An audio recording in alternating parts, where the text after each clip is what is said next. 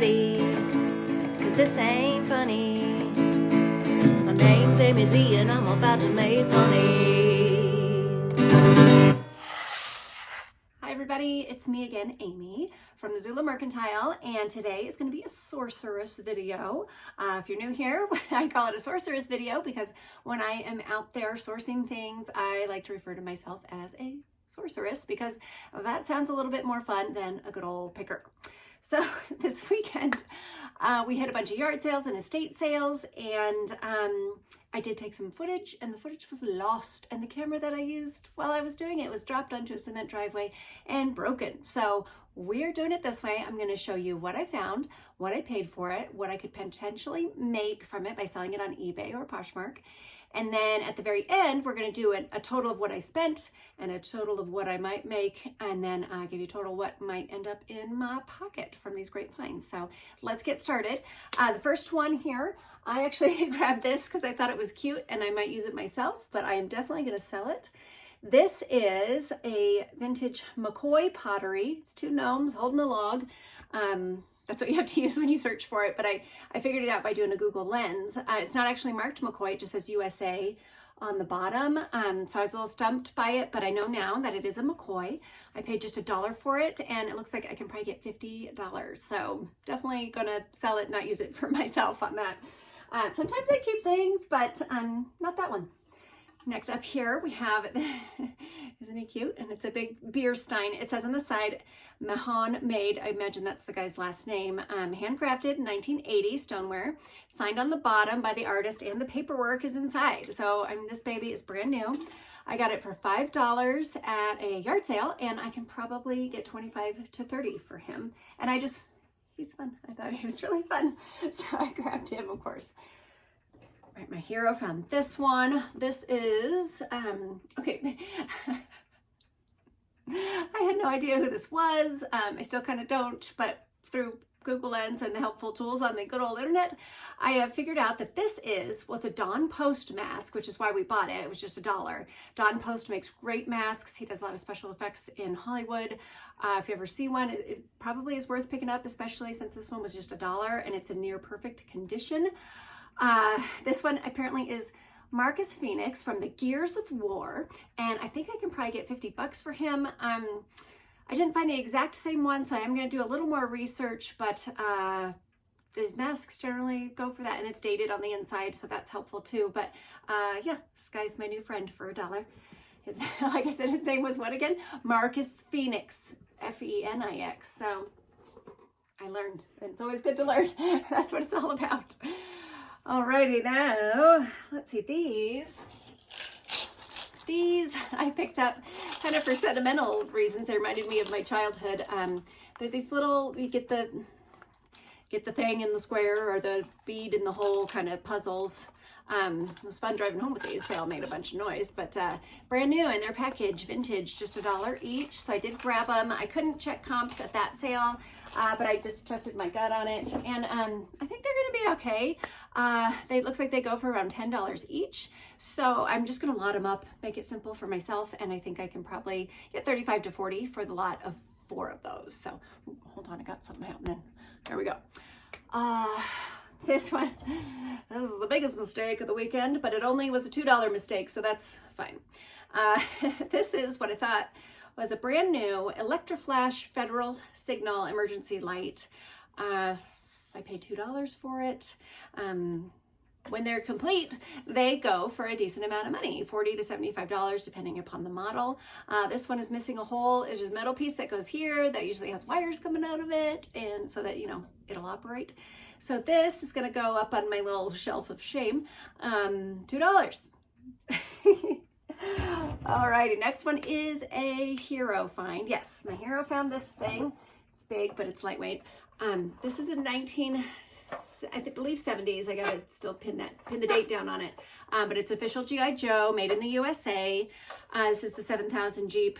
It actually came with a trailer, and you can put batteries in it. This one does not work, and it's missing a bunch of pieces, but it was only $3, and it looks like people still want the parts. Like even just this little part here goes for like $20. So we picked it up for just the $3. Can't get it back in there.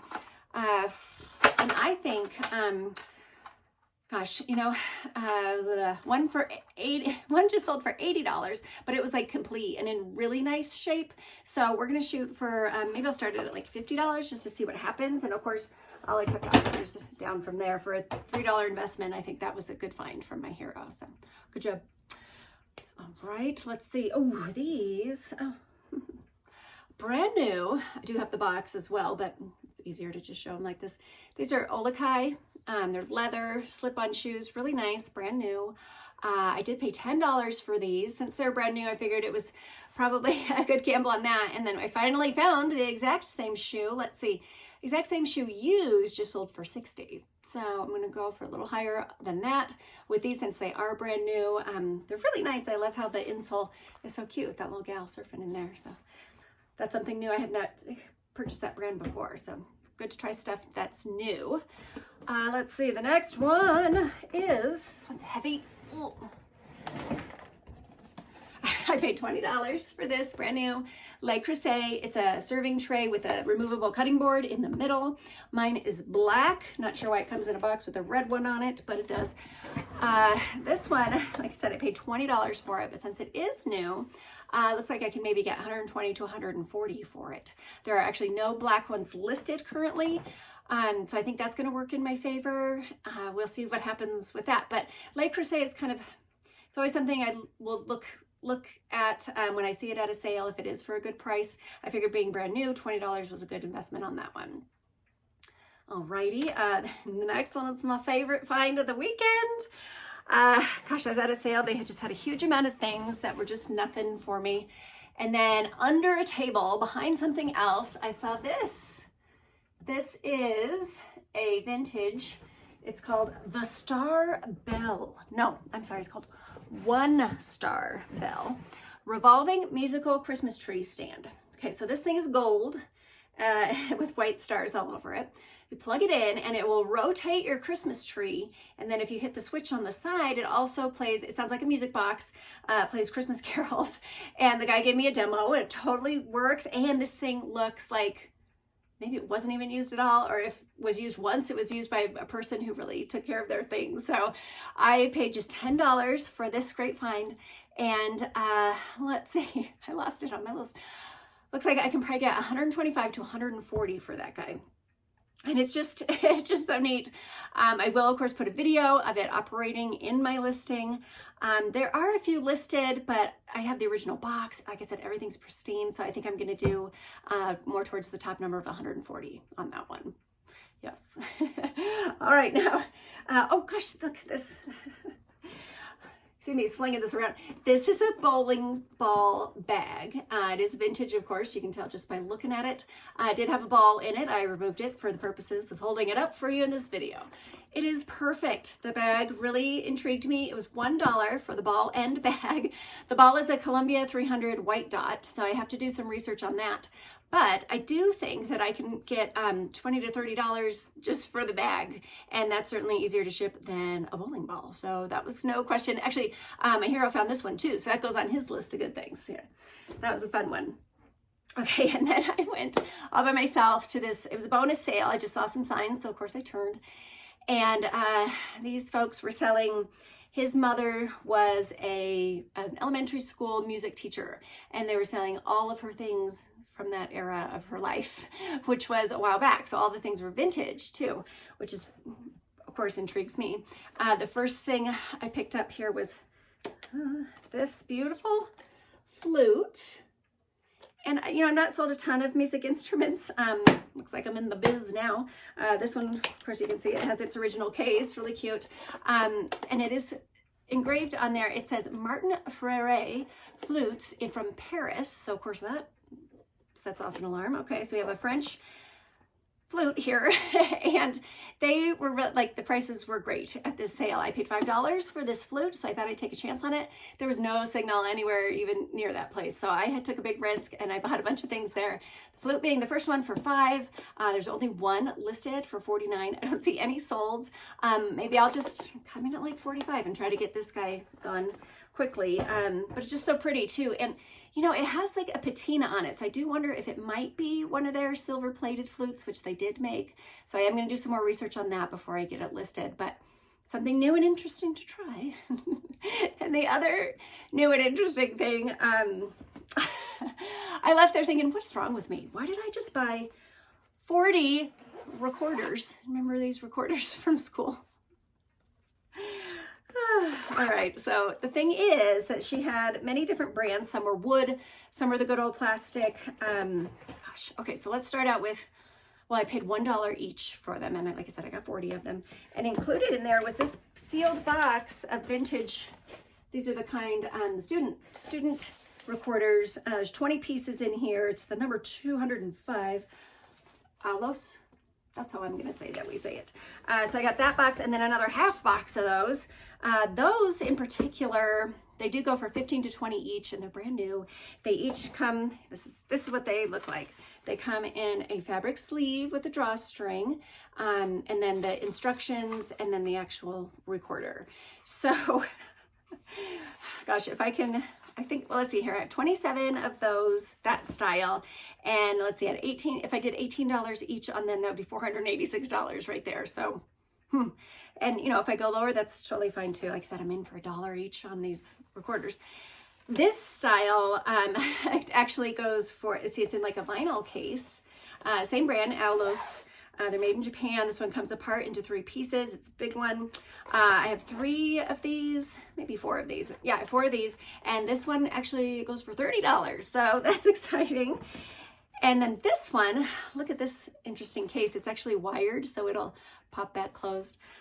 This one was really neat looking. It's wood. And it does say made in Germany right there on the mouthpiece. And this one I don't think was ever used. It's beautiful. This one is called Moeck, M-O-E-C-K. And this one here goes for $50. So that's exciting. I do have some other random ones. They're not the same exact as this, but there are others that I just have to look up and figure them out. So we'll see. We'll see what happens now that I'm in the recorder biz. I will sell that full box of them all together. So I'm not going to piece those out. And then maybe like some small groups of them. I'm not quite sure yet because that's all new and interesting. So we will see. All right, so that's a tasting of all the things I got this weekend. There's actually just so much I couldn't fit it all into one video because, you know, I like to keep them short because your time is important. I'm going to actually go and start getting this stuff listed, but let's go over our numbers here. I spent a total of everything I showed you here cost me $111. And then using all the numbers that I said could possibly be the profit, and if there was a range, I went kind of in the middle there. It added up to $1,251 of potential profit. So of course we're going to subtract from that the 13% for eBay fees, and then also the $111 that I have invested in all of these goods, and that puts $977.37 in my pocket. And that's still up in the air. It could be even more than that, depending upon what these recorders do for me. So that was a fun weekend. Next weekend, hopefully I can try to get some footage out in the wild for you. I gotta figure that out. So, oh look, and I got this hat. You know, I love a hat. So I did buy this hat. It's kind of a 10-galloner, but it fits me perfect. I don't know. Maybe it's my new thing.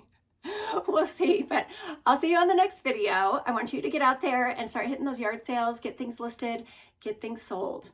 See you next time.